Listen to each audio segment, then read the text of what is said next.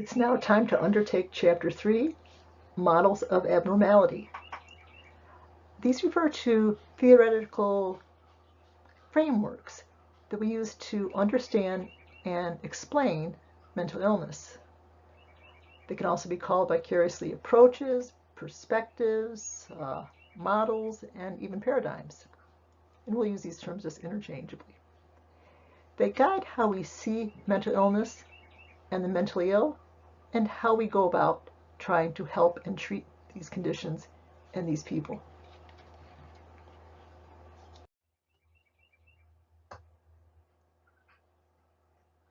We'll start our explanation with the oldest model, that of the demonological model. It's safe to say that as long as there's been humans, there's been mental illness. And so the demonological reflects the views that humans first held. We'll have to consider whether or not any of these views are still held today. This view sees mental illness as being caused by supernatural forces. If that's your premise, then it would kind of make sense that you would go about treating mental illness with supernatural treatments, fighting fire with fire, if you will.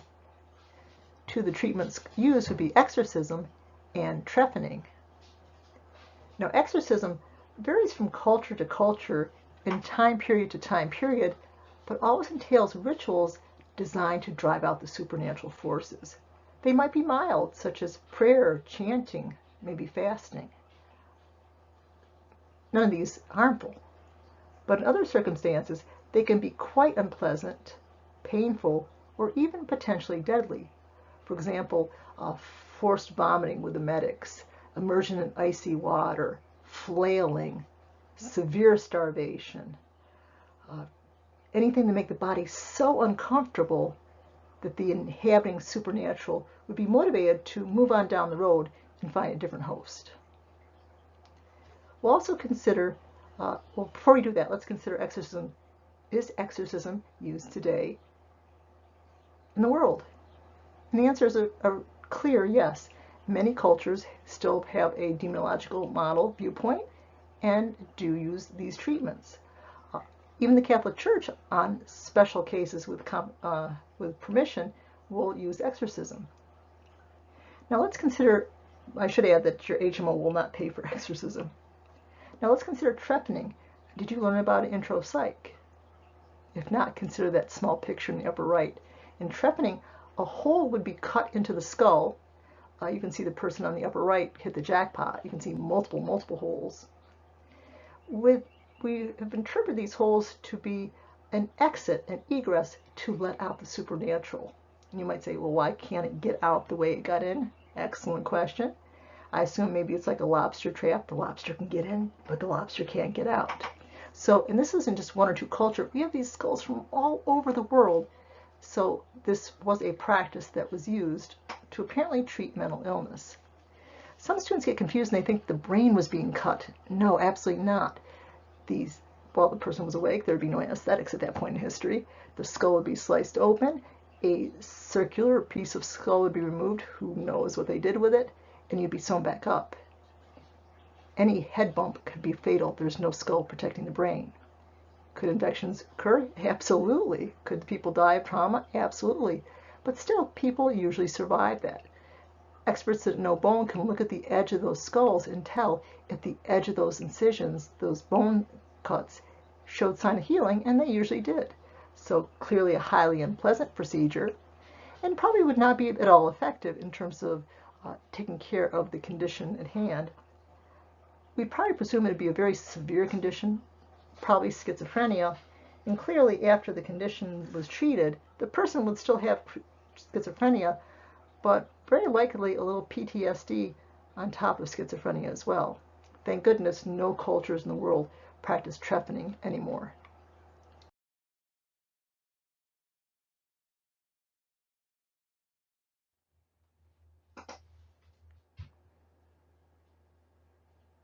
So now let's consider the modern models of abnormality. These are all theoretical frameworks used by scientists, and you'll notice 4 blanks. See if you might want to guess what should go in those 4 blanks. it would correspond to our goals that we listed in an earlier chapter. Take a moment and see how you do. Who knows, it could appear on a future test.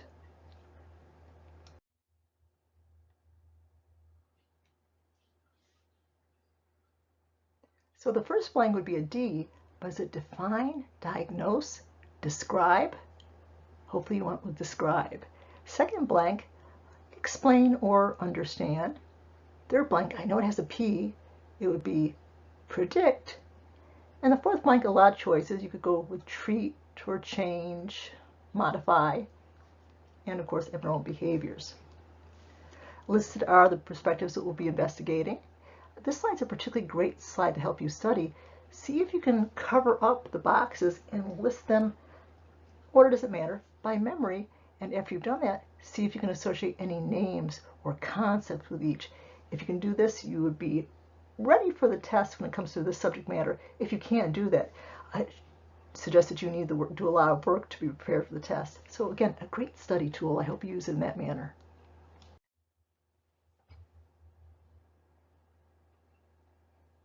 What are these modern models? Biological, which could also be called physiological, cognitive behavioral, psychodynamic, humanistic, with the related existential and Gestalt approaches, sociocultural, which includes both the family social and multicultural, and eclectic.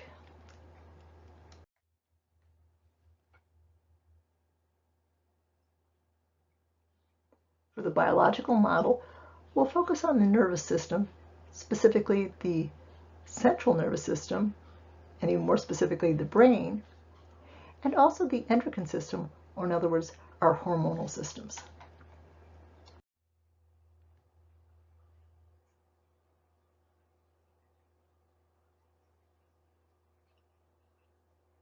Let's consider the basic unit of our nervous systems, the neuron.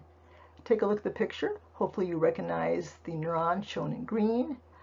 Try to remember some of the name of the parts you learned in intro psych. Surrounding the neuron, you see the red cells called glial cells, which have many essential functions. We actually have more glial cells in our brains than neurons. Some of the glial cell functions include physically supporting the neuron, providing them with raw materials so the neurons can make neurotransmitters, eliminate dead and damaged and dying cells, and one I like to mention in intro psych, they make the myelin sheath of the neuron's axon. And there's other functions as well. So essential cells, even more numerous than the neuron.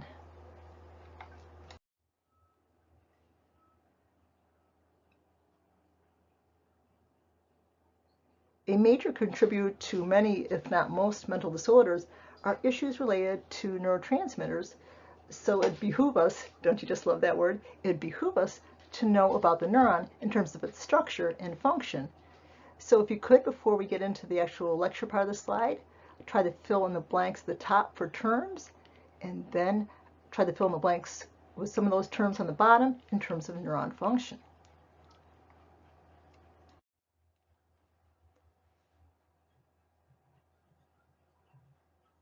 So the first word, dendrites. Second, axon. Next, synapse. Next, soma, which you may or may not have learned in intro psych, S-O-M-A. Lastly, synaptic knobs.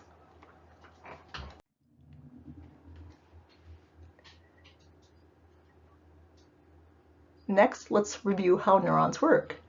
A certain part of the neuron receives chemicals, more formally called neurotransmitters. Hopefully you were tempted by dendrites. So they receive the chemicals, send the message down to the cell body. If they excite the neuron enough, electricity is made, which travels down the length of the axon, causing these neurotransmitters to be released, which can either excite or inhibit other nearby neurons. And these chemicals are released from the neuron's synaptic knobs. Now, you'll probably remember that as being kind of a complex process in intro psych. Fair enough, but remember, people that are taking biology courses will usually have to know much more, such as the polarity of the resting neuron, the ions that flow in, the ions that flow out, resting potentials, and so on. So this is actually a version which will hopefully be comfortable if you consider it, and I hope you will.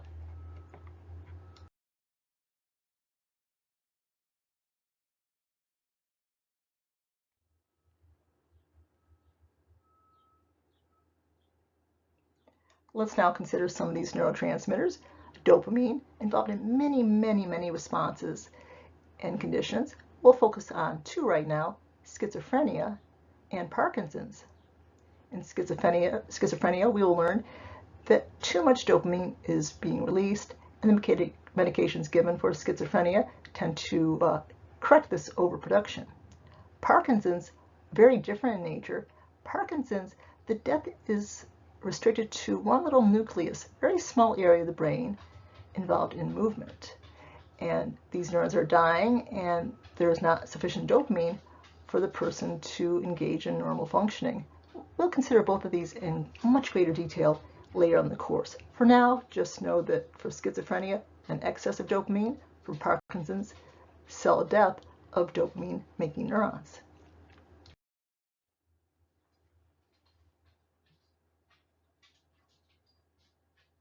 Let's now consider norepinephrine and serotonin together. Though we did mention norepinephrine earlier in the course as a endocrine gland secretion, in other words, a hormone, well, if it's outside the brain, it's considered to be a hormone. When it's released in the brain, it's considered to be a neurotransmitter, if that was confusing you. Let's consider two conditions which they're both very related to, mood disorders and anxiety disorders. And of course, we'll focus much more later on in the course.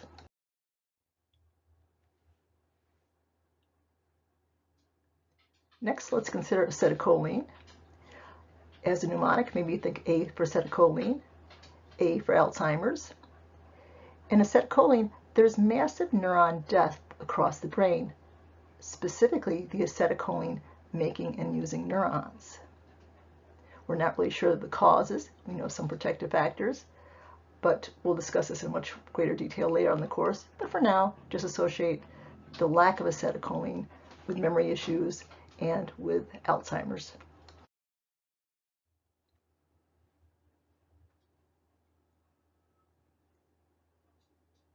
Next, let's consider GABA, the brain's major inhibitory neurotransmitter. And you might say, oh, thank goodness, one with a short name. Not so much. Its name is actually so long that we rarely use it full length. Gamma-aminobutyric acid, so we'll go with GABA. Again, it's the brain's major inhibitory chemical, so if it's released during the action potential process by a neuron, the neuron that receives it is less likely to communicate. So it inhibits neuron activity. And the lack of it is often associated with anxiety disorders. Again, we'll consider this chemical and, of course, anxiety disorders later in the course. We should also note that low levels of GABA are also associated with epilepsy.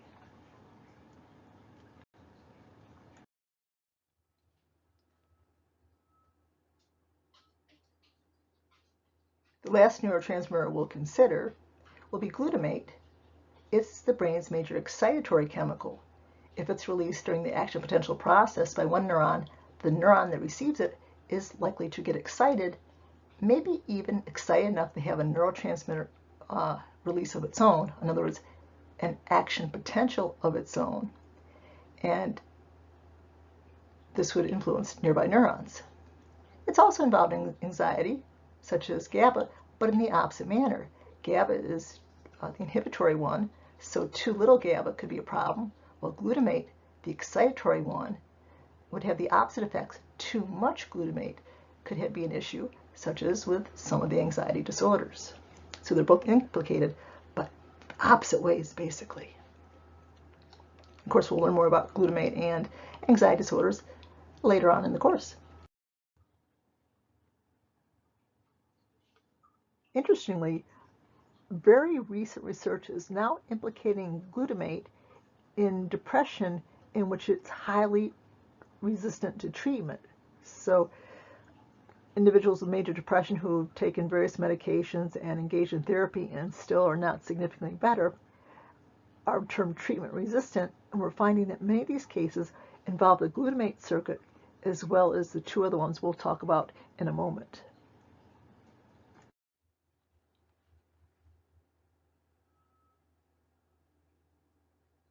In intropsych, you probably learned about many brain structures, probably some of which are listed on this particular slide. It may relieve you or sadden you, I'm not really sure, just so know that we won't really be focusing right now on particular brain structures, but we will look at the concept of a brain circuit. Modern abnormal psychology and study of mental illness often emphasizes the role of circuits interacting brain structures. So we'll learn some more about some of the major circuits involved in various conditions later on in the course.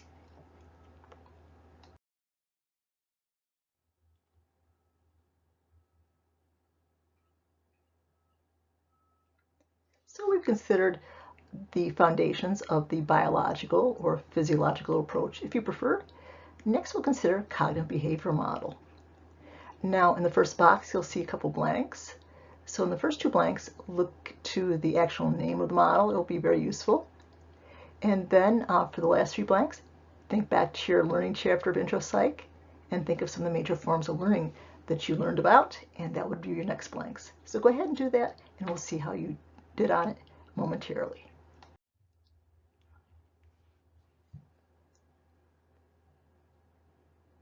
So this approach draws upon learning principles to alter, well, let's see, the word cognitive refers to cognition. Cognition means thinking, so the first blank should be thinking, and second blank, just behavior. Based on, and what were some of those types of learning you learned about in Intro Psych? Well, classical conditioning, the Pavlovian type. You also learned operant conditioning using reinforcement and punishment. And I assume that you learned about social learning when a model is observed and imitated. So one blank should be classical or Pavlovian. A secondary blank should be operant, or perhaps you prefer the word instrumental. And the third blank, social learning, or sometimes we'll call it social cognitive learning. Theorists Aaron Beck and Albert Ellis are the standout. Their focus is on illogical thinking and maladaptive thinking. For example, some people believe that I ought to do this, and I ought to do that, and I must do that, and I must do that, and I should do this, and I shouldn't do that. Some of those are good. Yes, you should look before you cross the street. But must you always be perfect? Impossible. Must everybody like and love you? Impossible. Must you never make a mistake? Impossible. So they'll have you, in no small part, look at how you think and the contents of your thought.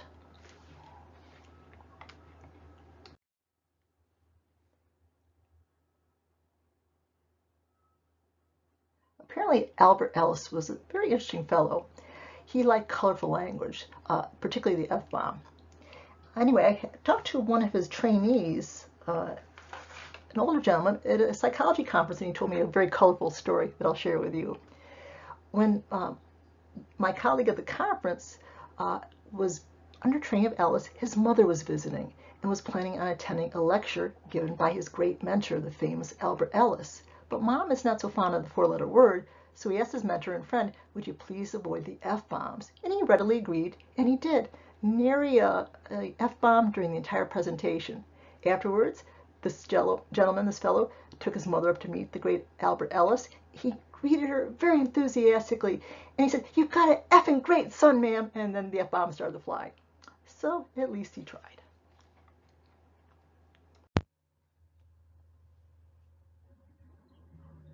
The cognitive behavior approach is hugely important in terms of modern therapy today. To really understand it, we've got to look at the basic 5 types of learning. Presumably you learned these in Intro Psych, but since that was probably a while ago, let's do a little bit of a review. On this slide, we'll look at a definition for each of the basic forms, and then I'll see if you can identify which picture goes with which form. So let's go. Habituation is a type of learning in which you learn to ignore things that are unchanging. Since we're limited in our mental capacity, things that are changing, moving, such as a car moving at you, is much more important than, say, the fire hydrant sitting beside the road. So again, habituation, learning to ignore unchanging things, and that learning to ignore is learning. With insight, it's a sudden flash of understanding. You're not learning through reinforcement and punishment. You're not learning through watching, but a sudden flash, a eureka moment, if you will.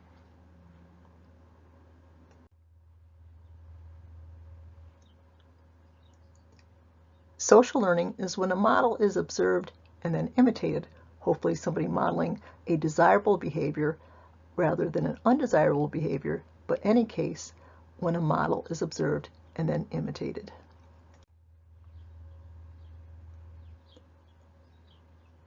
In classical conditioning, the neutral conditioned stimulus is paired with the unconditioned stimulus, the thing that causes an automatic response, repeatedly until learning occurs. So pairing of the US with the CS.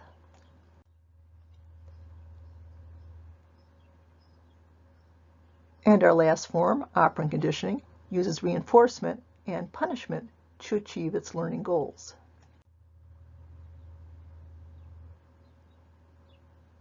Now that we've covered these 5 basic forms of learning, lightly but covered, see if you can identify each picture with each type of learning, and if there's a major theorist associated with that type of learning, what was the name of the major theorist that you might have remembered from intro psych? Take a try and then go to the next slide to learn the answers in terms of the slides, and very importantly, the major theorists. I should add, a question related to this is very likely, a short answer question is very likely to appear related on your test related to these few slides.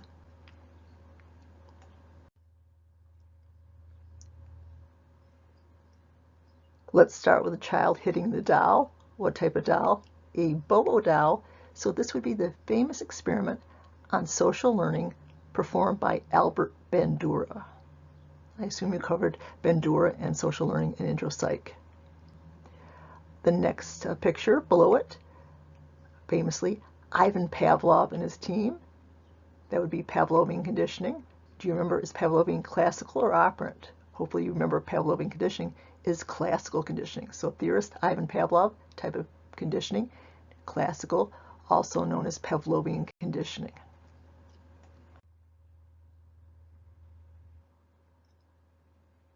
The next picture you might find, if you were close to these kitties initially, it might be quite different with a litter box, but as you stayed longer and longer, you would notice it less and less. You would become habituated. We'll associate no name with this type of learning. The next picture, the famous experiments done by Wolfgang Kohler. Dr. Kohler did his experiments in World War II. The chimpanzees would figure out how to get the banana. It wouldn't be reward and punishment or watching another monkey, but that first monkey that did it, Goliath you're seeing there, it's a sudden flash of understanding. So Kohler experiment might be a great example of learning through insight. And again, that was Wolfgang Kohler.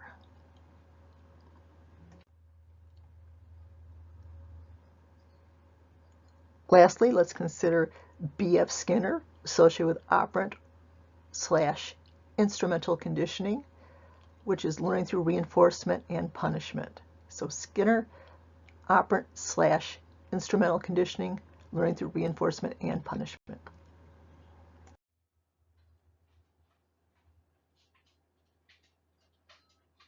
Let's now look at some of the most used behavioral therapy techniques. This isn't a complete list, and we'll add a few more throughout the course. Many of them are useful in anxiety disorders, particularly phobias.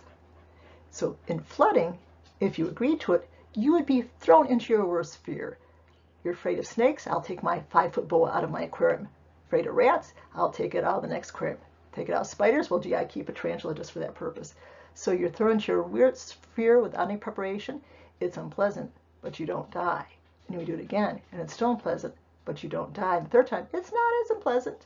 And it gets less and less and less unpleasant to the point that you're neutral, could possibly even care less. Of course, you'd have to agree to this. It is drastic, but it's very quick, and if time's of the essence, maybe flooding would be for you. It would not be for me. It could also be imagined. For example, I don't think we want to put you on the edge of a building, but maybe with virtual reality glasses, close enough. Next one, systematic desensitization. So we are going to systematically desensitize you. This has 2 components. First half will teach you full body relaxation techniques. You'll go through every muscle group in your body, clenching and relaxing, cleansing and relaxing, so you can sit there and be thoroughly relaxed. And then we're we're going to have you construct a hierarchy, an ordering, a ranking of your fears. And you'll pair them one by one. For example, as you do your relaxation, you'll think about your, maybe if you have a plane phobia, just looking at a child's toy airplane. When you can be relaxed and still do that, well, if you look in the phone book under flight companies, TWA, United, and whatever, and when you can be totally relaxed, then we'll maybe have you drive past the exit that has airport on it. In reality, then we'll have you maybe drive in and out of the airport. Don't stop while doing your relaxation techniques. And then we'll have you sit in the parking lot for 10 minutes. And then we'll have you go to and watch planes take off and land. Again, all doing your relaxation techniques. You're not allowed to move on until you can be fully relaxed. At the end, you can actually think about it and be relaxed, or do it. Get on a plane and be relaxed, because you can't be afraid and totally relaxed at the same time. It takes longer than flooding. It's as effective, but it's far gentler. Which one would you prefer? For me, systematic desensitization all the way.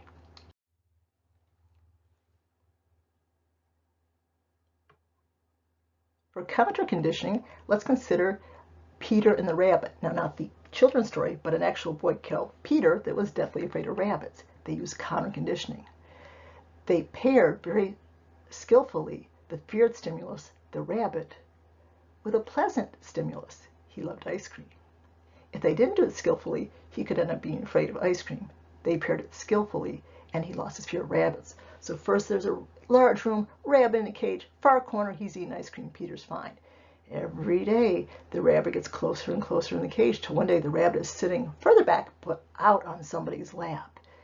Again, getting closer and closer. Now the rabbit is allowed to hop around the room, and closer, and then we'll actually move into the rabbit's right next to the boy on the lap, and then we're going to actually have the boy maybe have the rabbit brush his ankle to the rabbit, and by skillfully pairing, that is, the scary stimulus, the phobic stimulus, and the reinforcer, the phobia will be extinguished.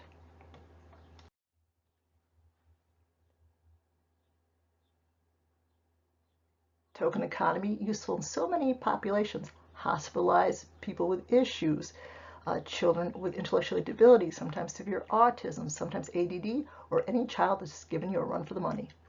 So you'll have to set up a system, a list of rules that you expect to be followed, and also goal behaviors. Every time the child reaches a goal behavior, putting the toys away without being asked, what have you, the child is given a token. The token has no value, but later on it can be traded in for something of value, such as a hug, a walk, a video game with a parent. So most of us can wait days, weeks, or years to get reinforcement. Consider your college degree. It's going to take you a while to get it, yes, but you're willing to wait. Other children and individuals cannot wait. They need immediate reinforcement to learn the behavior. So the child or the individual is given a token for every good behavior. Then as they acquire that behavior, you'll up it. Maybe they'll have to do 3 of those behaviors. Maybe they'll get 1 warning when they're messing up, and if they don't correct it, a token gets taken away. So very effective, and it is used extensively. Often you need to get everybody on the same game plan, so the teacher needs to use it, the baby teacher, the babysitter, the grandparents, the parents, but if it's being used consistently, it can be so effective.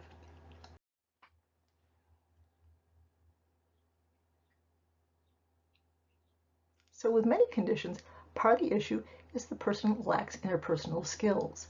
For example, trouble making eye contact, maybe advocating for themselves and doing that sort of issues.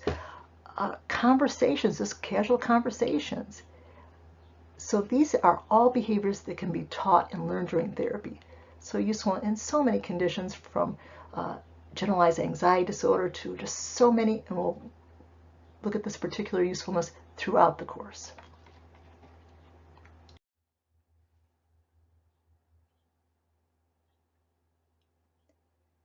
So response prevention is particularly useful for OCD, obsessive compulsive disorder. The person is prevented from doing the desired response, say hand washing. You dirty their hands, and then you don't let them wash their hands for maybe 5 minutes, that's all they can stand. Then you let them wash your hands, and maybe next time it's 5 minutes again, then 5 minutes, then maybe 10 minutes, then 15 minutes. So you're blocking whatever the behavior is in their particular OCD constellation. And by blocking it, it's going to help to extinguish the connection and the need for that disruptive behavior.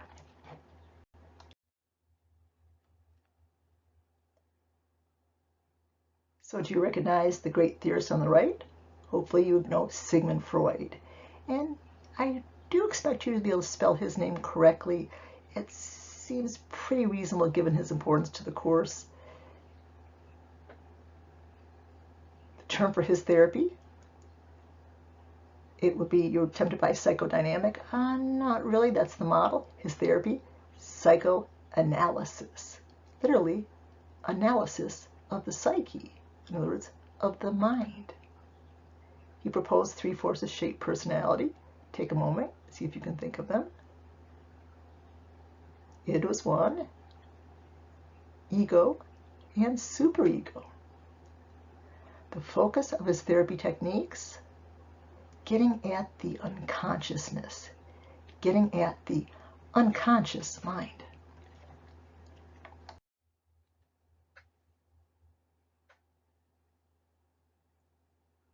Let's now consider those 3 factors shaping personality, the 3 elements of mind. Id, we'll define it as irrational instinctual urges. Take a moment and see if you can think the 2 that Freud's theories emphasize the most.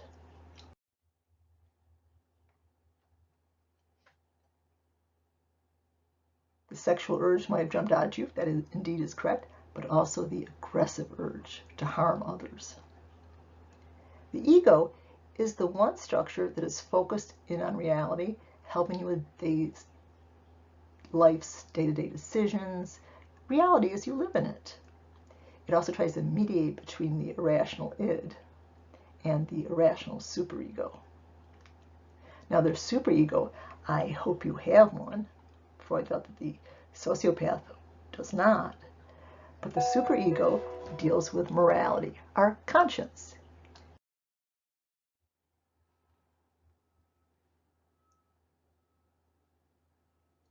So let's consider Freud's brand, Freud's version of therapy, psychoanalysis.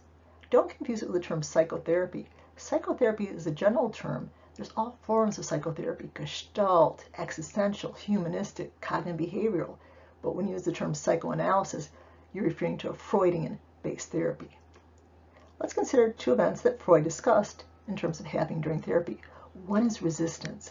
Freud found that as he got closer and closer to the heart of the problem, the unconscious conflict, the patient would actively, though unconsciously, try to resist, forget appointments, change the subject, forgot they were saying, get angry. In other words, throw roadblocks up on the process. So again, he saw resistance as a good thing, telling him he was on the right track.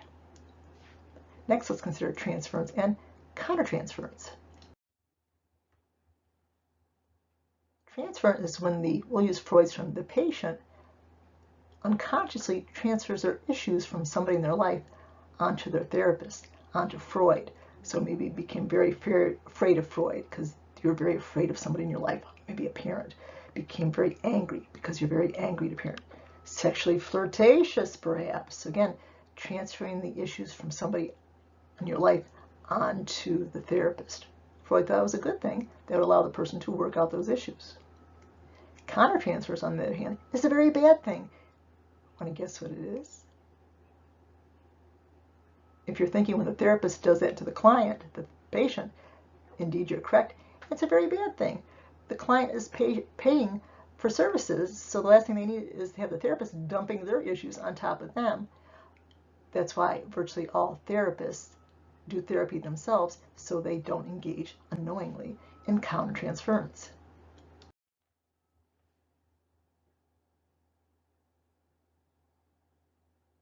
Let's now consider 3 of Freud's techniques. One is free association. The client is supposed to say everything that enters their mind, no matter how off topic, rude, impolite, inconsequential, as quickly as they can. Freud thought that would basically bypass the normal filters and allow those unconscious conflicts to start sneaking out.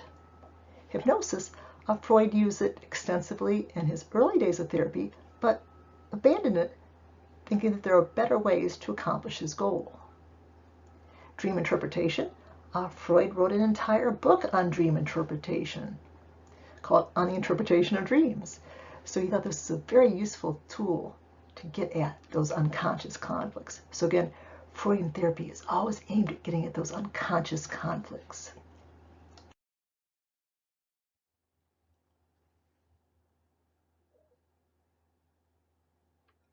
When Freud considered personality, he thought it was started with the id. Its foundation was the id, instinctual, aggressive, and sexual instincts.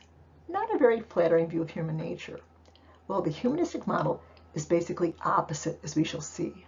The two great theorists would be Abraham Maslow, pictured on top, and Carl Rogers, pictured on bottom. Emphasis would be, in part, fulfilling needs, and especially the peak of the hierarchy of needs. Take a moment and see if you can remember the peak step of that hierarchy of needs that you probably covered in InterPsych and quite possibly a few other courses as well. So again, the name of the peak need.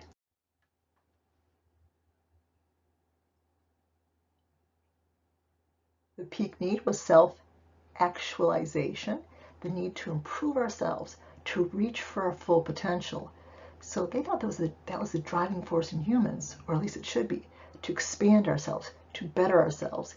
And in general, they had a very positive view of human nature, unlike Freud's emphasis of sexuality and aggression.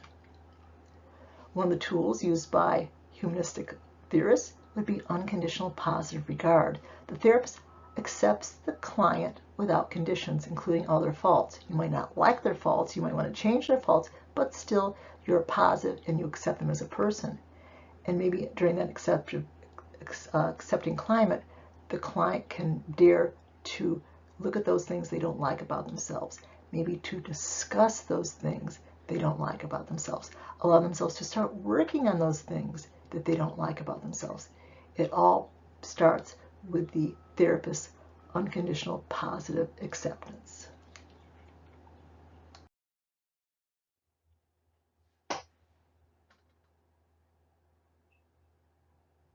Let's consider now two therapies which are considered to be offshoots from humanistic therapy, Gestalt and existential. Gestalt therapy recognizes that emotional issues are often at the core of mental health issues, and that many people have difficulty with emotions, accepting them, expressing them, embracing them.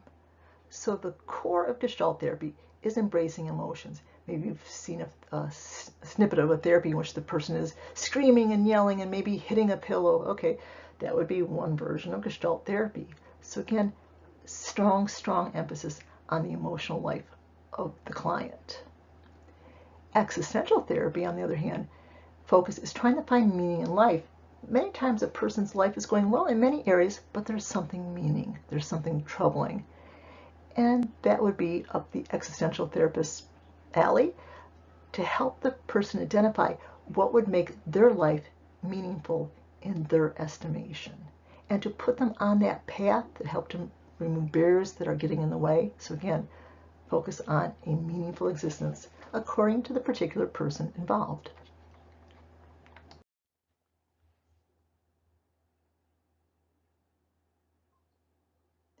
Now let's consider the two major sociocultural models.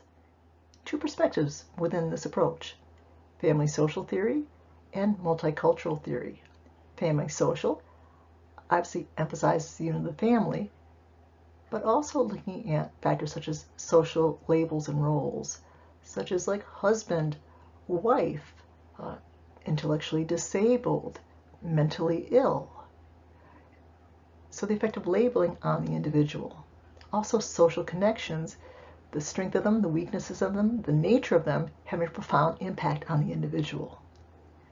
Also the family structure and the communications. So as, for example, has somebody been assigned the role of the failure, the family role of the provider, the agitator, and so on. Therapies will often be at the unit beyond the individual, or if it's individual therapy, looking at the role of the family, the person's groups, the couple, the community. So it could be solely couple therapy or family therapy or group therapy, but always at a recognition, even individual therapy, of these different groups' impact on the person's health and functioning. Now, multicultural theory looks at culture. Different cultures have different rules, different expectations.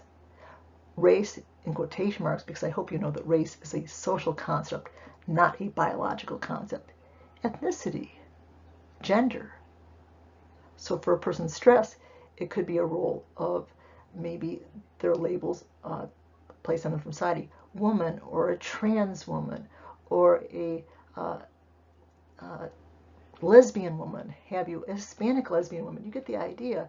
So all these cultural factors can have a profound impact on the individual, and that is often explored and recognized in whether individual therapy or a wider sociocultural perspective.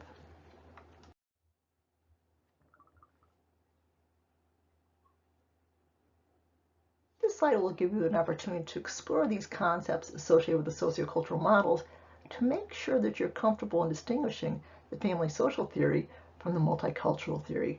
So go ahead, work through each of them on your own, and then check on the answer. And this would be great practice for the test too.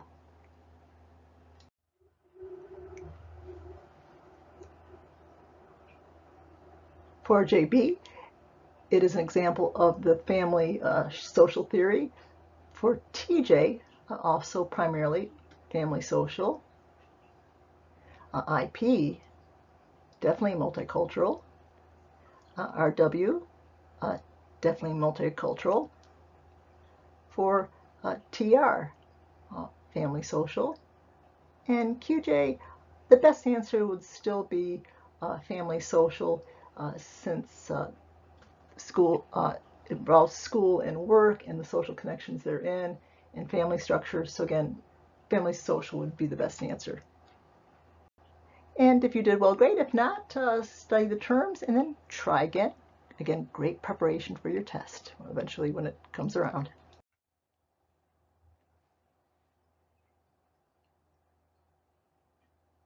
Let's lastly consider eclectic. If you know what the word eclectic means, it means diverse, varied. So a person that draws upon the eclectic model would be free to choose from amongst the various perspectives depending on the client's needs. So maybe dissociative identity disorder, in other words, multiple personality disorder, maybe they prefer a little bit of a psychoanalytic bent. For depression issues, maybe they prefer biological with cognitive behavioral therapy techniques, and so on. So eclectic draws from amongst all and can be very useful.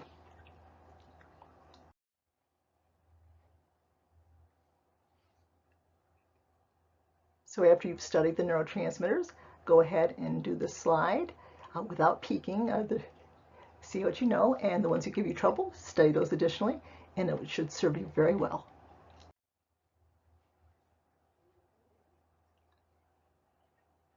So for gamma-amine butyric acid, in other words GABA, we know it is the major inhibitory neurotransmitter, and we associate with insufficient quantities of it with anxiety disorders.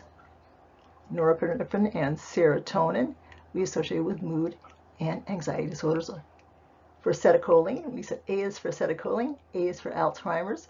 When the neurons die and there's too low levels, it greatly impedes memory as well as the cognitive functions. Glutamate, the major excitatory neurotransmitter. We also associate with anxiety, but when you've got too much glutamate. Dopamine, you associate with schizophrenia once you have too much of it, and Parkinson's disease when a certain nucleus group are destroyed and die, insufficient dopamine. So again, if you did well, great. If not, just study the ones that gave you trouble and repeat as necessary. Again, great preparation for your first test.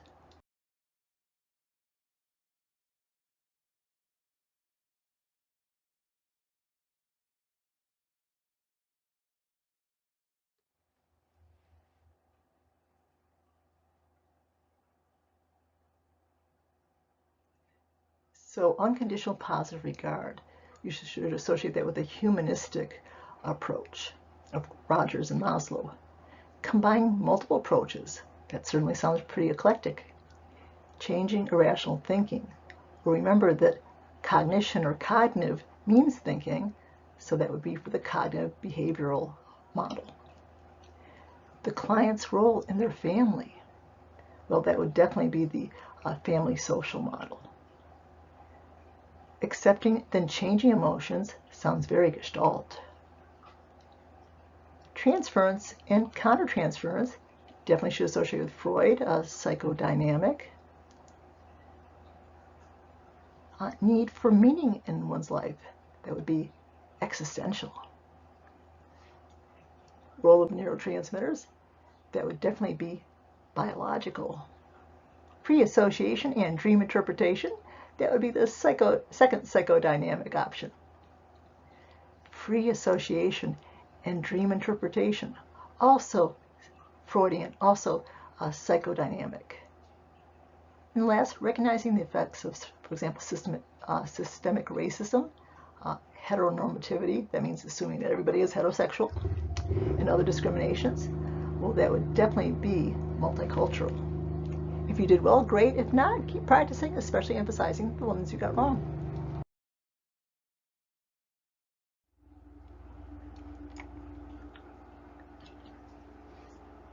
If you aced the previous neurotransmitter activity, skip this, but if it gave you a little trouble, why not do it again?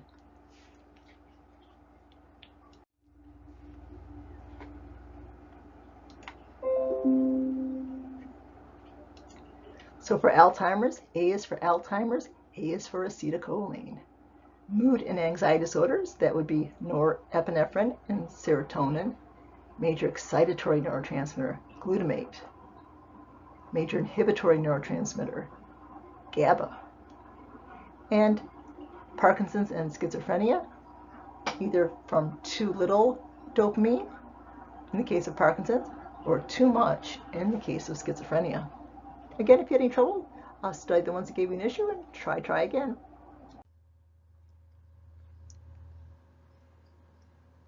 Let's start with a child hitting the doll. What type of doll? A Bobo doll. So this would be the famous experiment on social learning performed by Albert Bandura. I assume you covered Bandura and social learning in intro psych. The next picture below it, famously, Ivan Pavlov and his team. That would be Pavlovian conditioning. Do you remember, is Pavlovian classical or operant? Hopefully you remember Pavlovian conditioning is classical conditioning. So theorist Ivan Pavlov, type of conditioning, classical, also known as Pavlovian conditioning.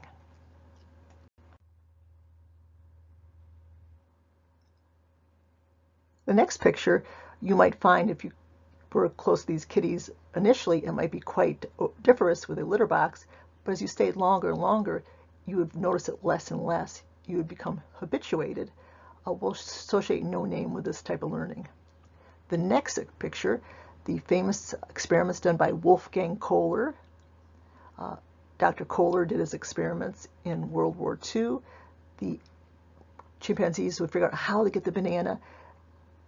It wouldn't be reward punishment or watching another monkey, but that first monkey that did it, Goliath you're seeing there, it's a sudden flash of understanding. So Kohler experiment might be a great example of learning through insight. And again, that was Wolfgang Kohler.